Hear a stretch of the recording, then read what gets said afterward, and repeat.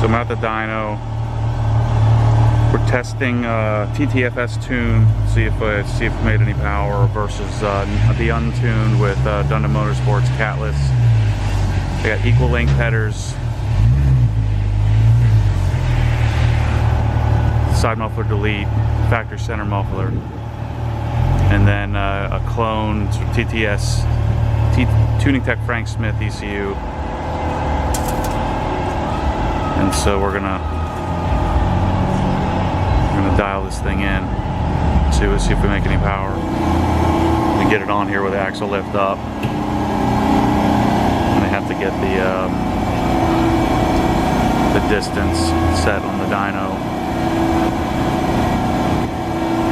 You have to drive all four wheels on this. I don't have a whatever that thing is called, a P-tool thing. Anyway, you have to drive all four wheels, so the rear's driving the front. There's a link in this dyno, one of the few all-wheel drive dynos around, if not the only. And so the car makes a lot. There's a much bigger drivetrain loss than you would get from if we were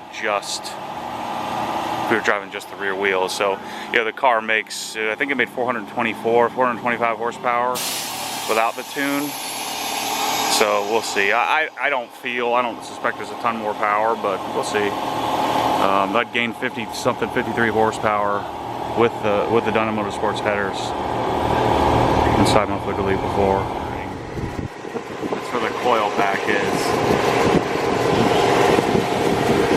Grab the line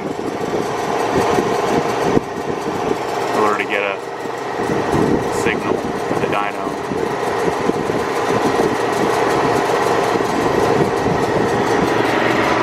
And if you've never seen the red line tie downs, I don't think we'll use these. They're not really designed for towing. There's the other two. Rolling it. I don't like the front, by the way.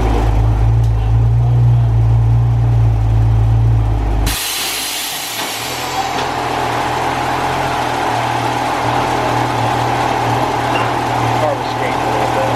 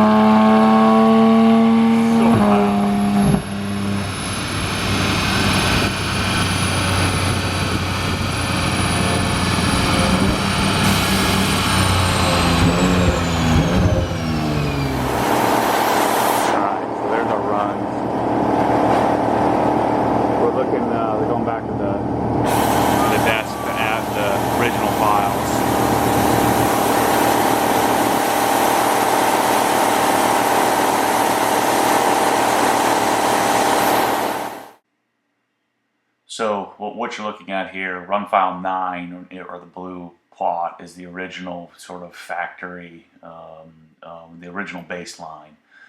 You can see that was a much better day to do a dyno run too. It was 72 degrees and 14% humidity. That was back in December of 14. And then February of 16 there is the red or run file 15.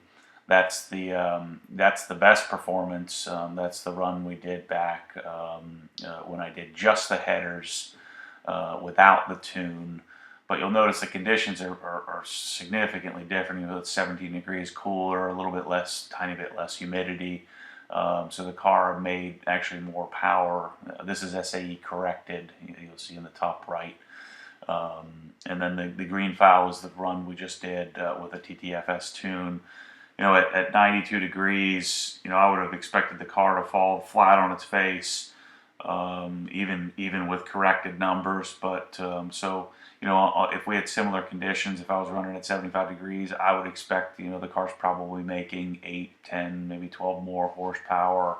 I don't know if we'd be making any more torque, but the linearity of the, you know, of the chart and performance is good.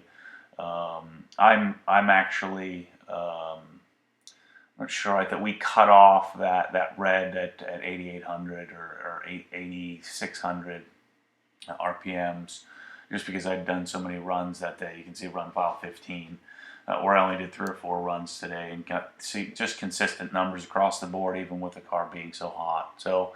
You know, although I'd love to see glory numbers where I'm making 440 wheel horsepower with the tune. I mean, that would it's under similar conditions. That's what I expect we're getting.